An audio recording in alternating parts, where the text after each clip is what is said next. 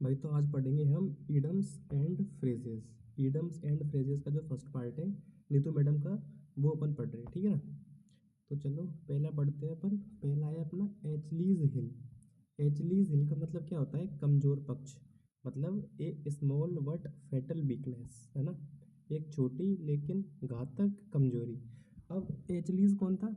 एचलीज जो था एक यूनान का, या फिर मैं बोलूँ ग्रीक का एक राजा था, जो बहुत ही खतरनाक राजा था। मतलब उसके सामने कोई टिक ही नहीं पाता था कभी, इतना स्ट्रांग था वो। पर एक बार क्या होता है कि उसके पैर में लग जाती है।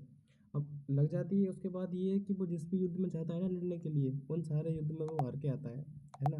तो ये जो पैर में जो इसकी एडी होती है, इसकी जो हील्स होती है, ये इसकी कमजोरी बन जाती है बाद में, ठीक है ना। इसलिए इसको बोल दिया गया है यहाँ पे कमजोर पक्ष। ये जो ईडम एंड फ्रेजेस है ना, उसी स्टोरी से उठाई गई है ना। इसलिए एचलीज हिल का मतलब क्या हो जाएगा? कमजोर पक्ष, है ना। मतलब कि ए स्मॉल बट फैटल वीकनेस, ठीक है। इसके बाद आओ नेक्स्ट। इसके बाद है अपना कौन सा? इसके बाद है अपना एड फ्यूल टू फायर, मतलब कि आग में घी डालना, या फिर to make a matter worse, मतलब कि कोई मैटर को और ज़्यादा वर्स कर देना, ठीक है ना। Add fuel to the fire, मतलब कि एड फ्यूल, फ्यूल ऐड करना किसमें? फायर में। अब अगर अपन फायर में अगर फ्यूल ऐड करेंगे, है ना, तो वो क्या होगा? वो तो चीज़ें और ज़्यादा खराब हो जाएगी, आग और ज़्यादा बढ़ जाएगी, है ना। मतलब कि बात का बतंगड़ बन जाएगा। इसका मतलब क्या है? To make a matter worse, ठीक है ना। बात का बतंगड़ बनाना या फिर आग में घी डालना, बात एक ही है। इसके बाद देख लेते हैं कौन सा। इसके बाद है N arm chair job. Arm chair job का मतलब क्या होता है कि ऐसी चेयर जिसमें, एक तो ऐसी जॉब जिसमें एक चेयर है ना। अब चेयर वाली नौकरी कौन सी होती है? जिसमें ऑफिस का काम होता है ना। आर्म चेयर का मतलब ऐसे याद रखो कि चेयर पर बैठ के हाथ फैला के आराम से जॉब कर रहे हैं अपनी, है ना। मतलब कि बड़ी अच्छी जॉब है ना। आसान एवं अच्छी आय वाली नौकरी, good income job with high comfort, मतलब कि सैलरी भी अच्छी है। अब चेयर वाली नौकरी होगी तो अच्छी होगी of course, with high comfort, ठीक है। इसके बाद है नेक्स्ट अपना एन एक्स टू ग्राइंड। इसका मतलब क्या होता है? एन एक्स टू ग्राइंड का स्वार्थ से भरा उद्देश्य, मतलब अपना उल्लू सीधा करना, सही बात है ना। Something done for selfish reasons, सही बात है ना। अब वैसे एक का मतलब तो होता है कुल्हाड़ी, और ग्राइंड का मतलब क्या होता है? उसको बनाना, है ना, उसको घुमाना, है ना। तो वैसे तो एक्स कभी ग्राउंड होती नहीं है, लेकिन लोग अपने उद्देश्य के लिए क्या करते हैं? उसको भी ग्राइंड कर देते हैं ना। तो एन एक्स टू ग्राइंड का मतलब क्या होता है? स्वार्थ से भरा उद्देश्य, या फिर something done for selfish reasons, है ना। इसके बाद है अपना कौन सा? An iron will. An iron will, अब आयरन का सेंस लेते हैं अपन, कोई भी चीज़ जो बहुत ज़्यादा स्ट्रांग होती है लोहे से। अब लोहा जो होता है ना, बहुत ही ज़्यादा कठोर होता है, सही बात है। तो लोहा का सेंस लिया है यहाँ पे किससे? दृढ़ से, जो बहुत ही ज़्यादा स्ट्रांग होता हो। और विल का मतलब होता है इच्छा शक्ति, सही बात है ना। तो इसका मतलब क्या हो जाएगा? दृढ़ इच्छा शक्ति, ठीक है ना। इसके बाद है इसका मतलब क्या होता है? Strong will power. इसका मतलब an iron will, iron will का मतलब कि दृढ़ इच्छा शक्ति का मतलब किससे लिया है इन्होंने? स्ट्रॉन्ग विल पावर से, ठीक है ना। इसके बाद है अपना नेक्स्ट कौन सा? एन ओल्ड फ्लेम, ठीक है ना। An old flame, sorry, an इसके बाद है an old flame. An old flame का मतलब क्या होता है? पुराना प्यार, सही बात है ना। जिसका पास्ट में कोई रोमांटिक लव स्टोरी होती है, उसको बोलते हैं अपन फ्लेम। और आगे लग रहा है ओल्ड, मतलब पुरानी। A person one had a romantic relationship with in the past, मतलब पास्ट में किसी भी पर्सन की कोई रिलेशनशिप होती है, उसको अपन बोल देते हैं ओल्ड फ्लेम, सही है ना। और फ्लेम नाम की एक वेब सीरीज भी अभी आई थी, है ना, जो मतलब स्कूल बेस्ड होती है। कपल्स के बीच में, स्कूल गोइंग स्टूडेंट होते हैं, उनकी एक लव स्टोरी होती है। इसके बाद है an old head on young shoulders. अब इसमें क्या है? इसका मतलब निकाले तो, कि जो भी अपने यंग शोल्डर है, उनके ऊपर कोई एक वृद्ध सिर, मतलब कोई एक बूढ़ा सिर, है ना। तो इसका मतलब किससे निकलेगा? कि जवान कंधों पर ही बड़ी जिम्मेदारी आ गई, ठीक है ना। जवान कंधों पर ही एक बड़ी जिम्मेदारी आ गई, या फिर मैं ऐसे बोलूँ कि अपनी उम्र से पहले समझदार होना। अपनी उम्र तो क्या ही है अभी, जवान कंधे कितने होते हैं? यही 18-20 साल के। अब इनके ऊपर कोई बड़ी जिम्मेदारी आ जाए, तो उसको बोलते हैं कि अपनी उम्र से पहले समझदार होना। इसका मतलब ए चाइल्ड और young person who thinks and talks like an older and experienced person, ठीक है ना। उसको बोलेंगे अपन an old head on young shoulders, ठीक है। इसके बाद है नेक्स्ट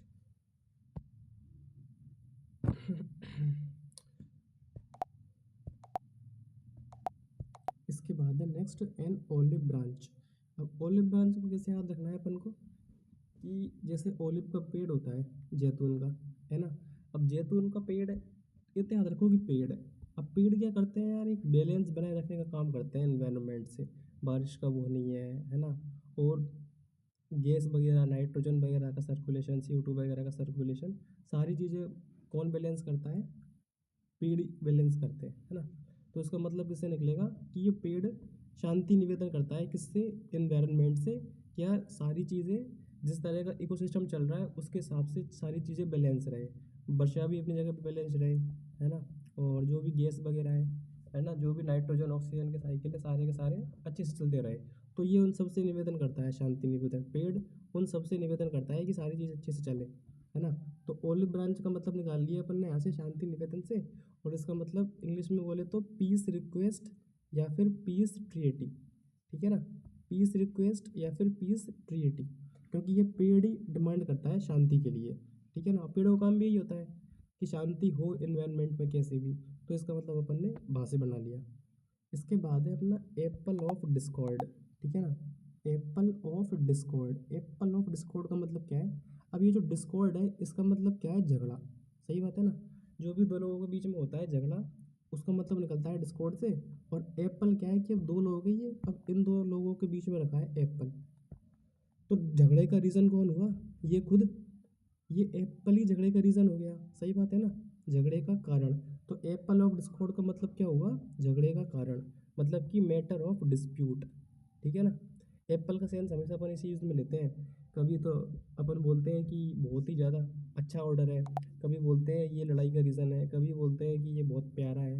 मतलब ऐसे सेंस में बहुत यूज़ होता है एप्पल। तो इसके बाद मैं बोलूँ एप्पल ऑफ डिस्कॉर्ड हो गया अपना यहाँ पे, क्या हो गया, झगड़े का कारण, है ना।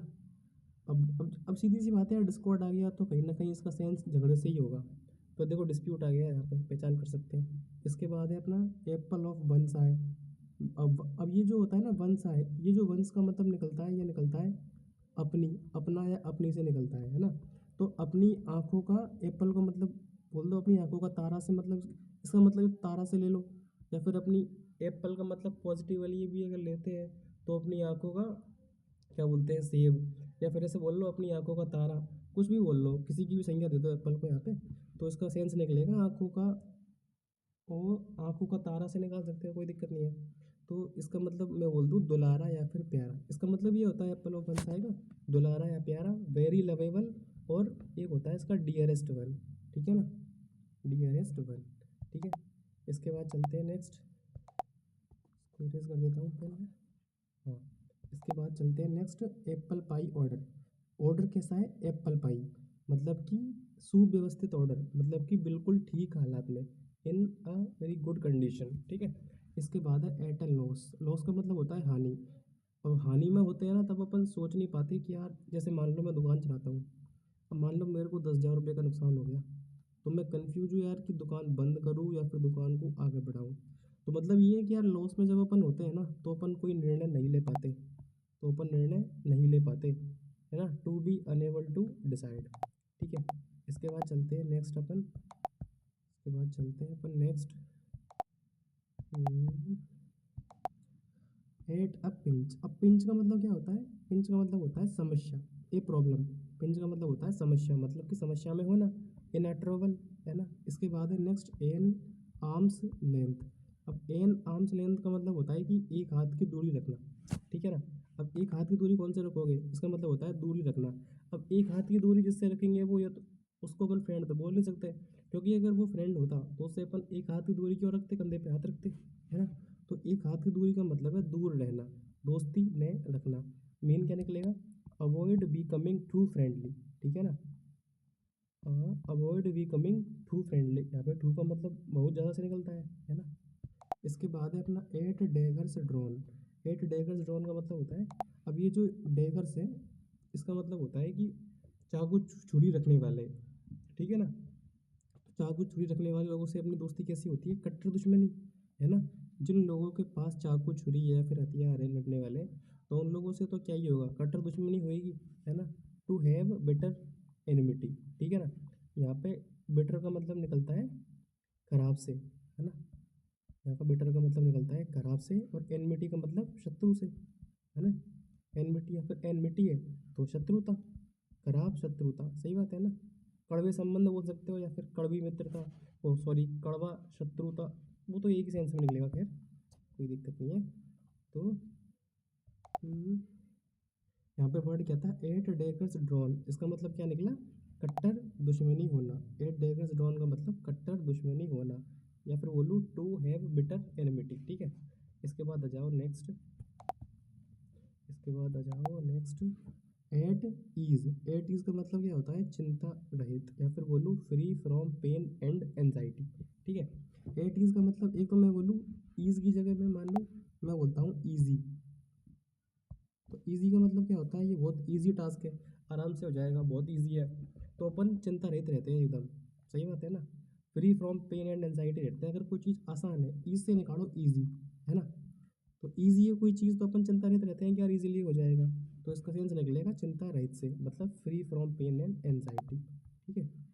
इसके बाद देख लो नेक्स्ट, इसके बाद है एट वंस फिंगर्स एंड, या फिर पूर्ण जानकारी होना, और एक टू हैव कंप्लीट नॉलेज, ठीक है। अब जैसे मैं बोलूँ आपसे यार कि ये मेरी एक फिंगर है, ठीक है। अगर मैं ये बोलूँ कि एट वंस फिंगर्स एंड, मतलब कि जहाँ पर अपनी एंड, जहाँ पे अपनी जो फिंगर है वो एंड होती है, वहाँ पे मान लो यहाँ पे अपनी फिंगर एंड होती है, तो इसका मतलब क्या है, ये पूरा पार्ट कवर हो गया, मतलब कि इस चीज़ को अपन की पूरी जानकारी है। अगर मैं ये बोलता कि जहाँ पे अपनी फिंगर आधी होती है, मतलब कि यहाँ तक, तो इसका मतलब ये है कि अपन को किसी भी चीज़ की आधी जानकारी है ना। यहाँ पे 1/2, यहाँ पे 1/2, मतलब कि इस चीज़ की अपन को आधी जानकारी है, तो उसके लिए ये यूज़ होता। लेकिन यहाँ पे क्या है, एट वंस फिंगर्स एंड, जहाँ अपनी उंगली खत्म होती है वहाँ पे अपन को, मतलब वहाँ तक अपन को उस मैटर की पूरी जानकारी है, ठीक है ना। ठीक है साहब, चलो अब आगे चलो। इसके बाद है एट वंस विट्स एंड, है ना। एट वंस बिट्स एंड, यहाँ पे जो अपना ये विट्स है, एक सेकंड, यहाँ पे जो ये विट्स है, इस विट्स का मतलब है बुद्धि, ठीक है ना। विट्स का मतलब है यहाँ पे अपना बुद्धि, मतलब जहाँ पे अपनी बुद्धि खत्म हो जाती है, जहाँ पे अपन अपना आपा खो देते हैं। अगर आपा खो देंगे तो अपन कैसे हो जाएंगे, परप्लेक्स्ड, परप्लेक्स्ड या फिर चकित, है ना, सही बात है ना। थोड़े पजल हो जाएंगे, थोड़े कंफ्यूज हो जाएंगे अपन, है ना।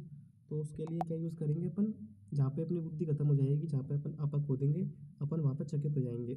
और उसके लिए अपन वर्ड यूज़ करते हैं पजल्ड, अपन थोड़े पजल हो जाएंगे, थोड़े कंफ्यूज हो जाएंगे, और थोड़े परप्लेक्स्ड हो जाएंगे, ठीक है ना। इसके बाद चलो, हाँ, एक सेकेंड, हाँ, इसके बाद है अपना कौन सा, एट सिक्सेस एंड सेवन्स। अब यहाँ पे अपन को कंफर्म नहीं है कि यार 6 है या फिर 7 है ना। कंफर्म नहीं है तो क्या बोलेंगे, चीज़ें अस्त व्यस्त पड़ी है, या फिर चीज़ें कैसी पड़ी है, अस्त व्यस्त पड़ी है। एट सिक्सेस एंड सेवन्स, अस्त व्यस्त, तो इंग्लिश में क्या बोलेंगे इसको, डिसऑर्डर, सही बात है ना। इंग्लिश में बोल देंगे डिसऑर्डर, ठीक है। अब आगे चलते हैं, चलो आगे आता है अपना एट स्टेक। स्टेक का मतलब होता है दाव, है ना, या फिर बाजी, दाव पर या फिर बाजी पर, मतलब कि अब कुछ चीज़ दाव पे है बाजी पे है तो वो रिस्क में होती है ना, रिस्क में होती है और इनसिक्योर होती है, ठीक है साहब। इसके बाद आ जाओ एट द 11th आवर, या फिर अंतिम समय में, या फिर एट द लास्ट मोमेंट। इसके लिए मैं बोलूँ कि यार 11th आवर का मतलब है, जैसे ये अपनी क्लॉक है ना, यहाँ पे अपने 12, 11, तो यहाँ पे रात के 12 बजे तो अपना अगला दिन हो जाएगा। और अगर मैं 11 बजे आके कोई बात किसी को बताऊँ, है ना, तो उसको मैं क्या बोलूँगा, और यहाँ पे 11 बजे मान लो मैं आके कोई बात को किसी को बता रहा हूँ 11 बजे आके, तो उसको मैं क्या बोलूँगा कि भाई एट द 11th आवर तो मुझे ये बात बता रहा है अगले दिन होने के जस्ट पहले। तो उसका अपन किस सेंस में बोलेंगे यूज़, किस सेंस में बोलेंगे कि बिल्कुल अंतिम समय में मैंने ये बात बताई वो, मतलब कि बिल्कुल लास्ट मोमेंट में, है ना। इसके बाद है अपना कौन सा, बैक स्टेयर्स गॉसिप, मतलब कि ये देखो जैसे ये अपना घर है, और यहाँ पे मान लो ये अपनी बैक स्टेयर्स है, और यहाँ पे बैठ के कोई अपने बारे में बातें कर रहा है, चाहे वो कोई भी हो, अपने घर में काम करने वाले लोग हो, चाहे वो अपने दोस्त हो, अगर क्लासरूम चल रही हो तो। पर पीछे लोग जो बैठने वाले होते हैं ना, वो लोग क्या करते हैं, चुगली करते हैं वो लोग अपनी, ठीक है ना। तो उनके लिए अपन बोलते हैं ये बैक स्टेयर गॉसिप करने वाले लोग हैं।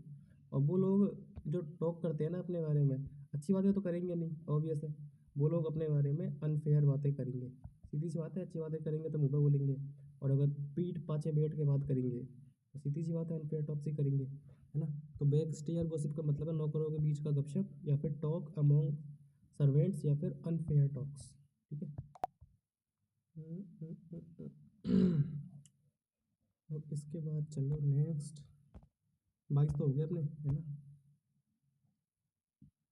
फिर आता है अपना भैया बैड ब्लड। अब बैड ब्लड का मतलब ये तो है नहीं है बुरा खून। अब बैड ब्लड का मतलब निकलता है अपना शत्रुता से। बैड ब्लड का मतलब निकलता है अपना शत्रुता से, है ना। शत्रुता से इसका मतलब है एनमिटी या फिर बिटर रिलेशंस। ठीक है।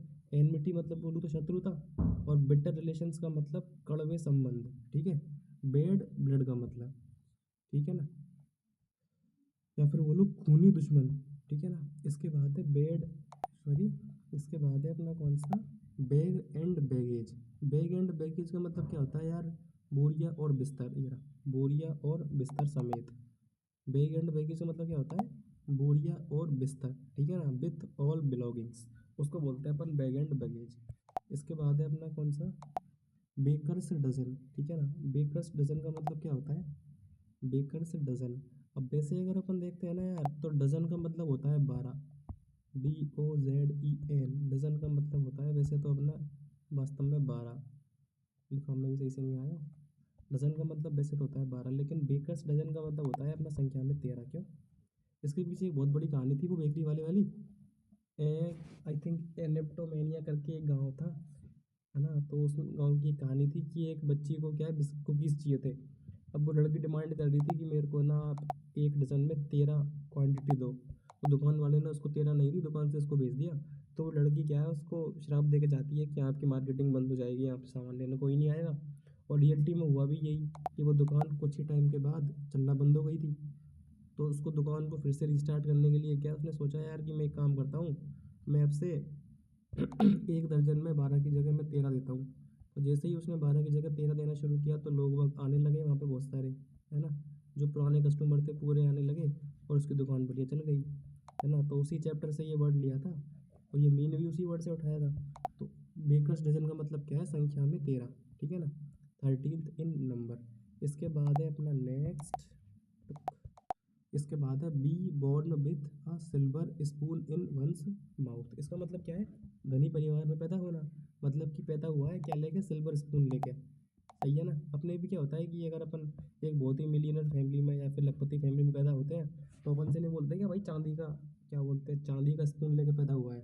Be born with a silver spoon in mouth, कि भाई मुंह में ये तो चांदी का चम्मच लेके पैदा हुआ है, मतलब धनी परिवार में पैदा होना। To be born in a rich family, है ना। इसके बाद है नेक्स्ट कौन सा, be in the driving seat.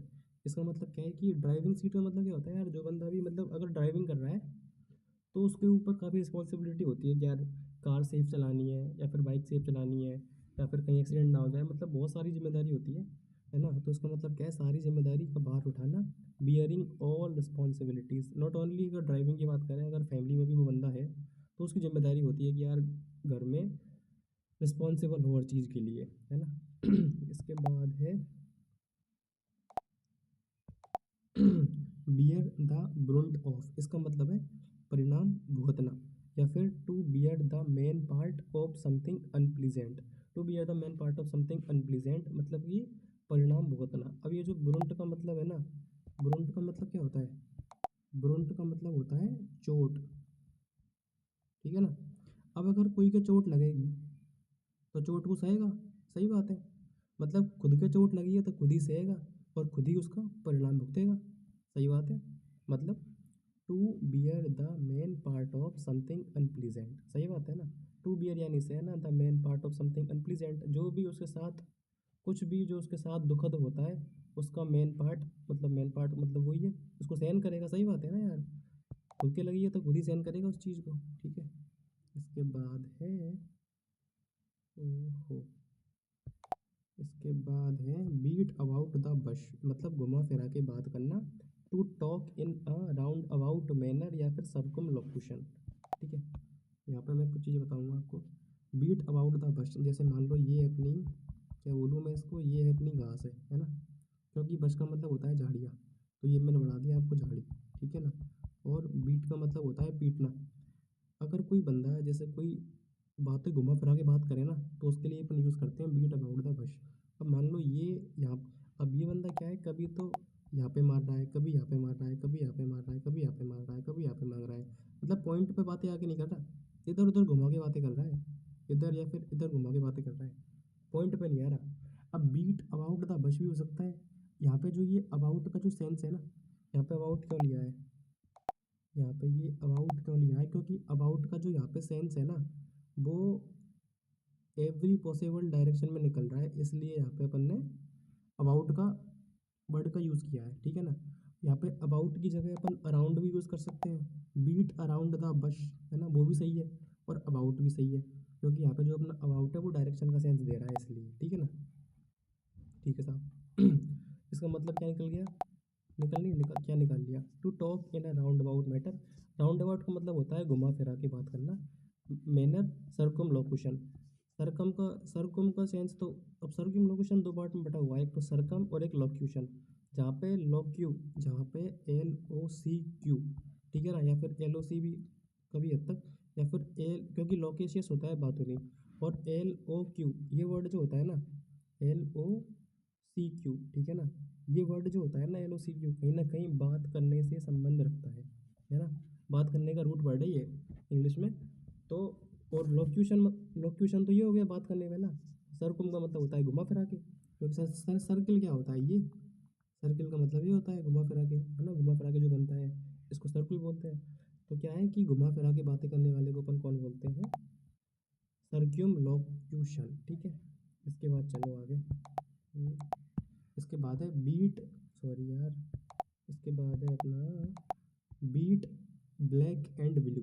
अब कभी कभी किसी आदमी को अपन ऐसे मारते हैं ना, किसको मार मार के अपन ऐसा लीला कर देते हैं, काड़ा कर देते हैं मार मार के, है ना, तो उसका मतलब क्या होता है, बीट ब्लैक एंड ब्लू।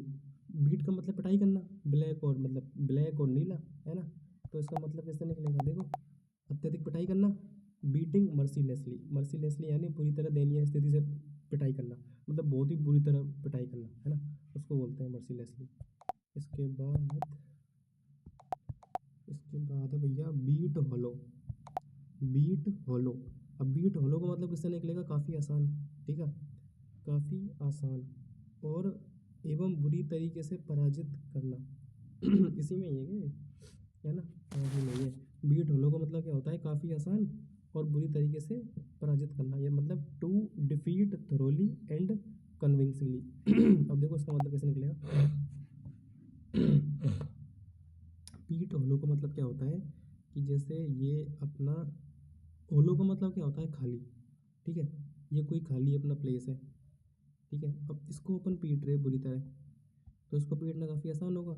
या फिर होलो का मतलब मैं ऐसे बोलूँ, कोई कमज़ोर व्यक्ति है, ये कोई कमज़ोर व्यक्ति है, ठीक है ना, अब बेचारा ये गलीबल पर्सन है, भूला भाला व्यक्ति है, इसको कोई पीट रहा है, और ये अपोजिशन कर ही नहीं पा रहा, क्योंकि इसके अंदर तो जान है नहीं, सही बात है, इसको बुरी तरह पीट रहे हैं, तो इसको पीटना काफ़ी आसान होगा, और बुरी तरीके से पराजित करना, ठीक है ना, तो to defeat thoroughly and convincingly, ठीक है, ठीक है। बीट होलो का मतलब इससे निकलेगा काफ़ी आसान से, ठीक है, काफ़ी आसान एवं बुरी तरीके से पराजित करना।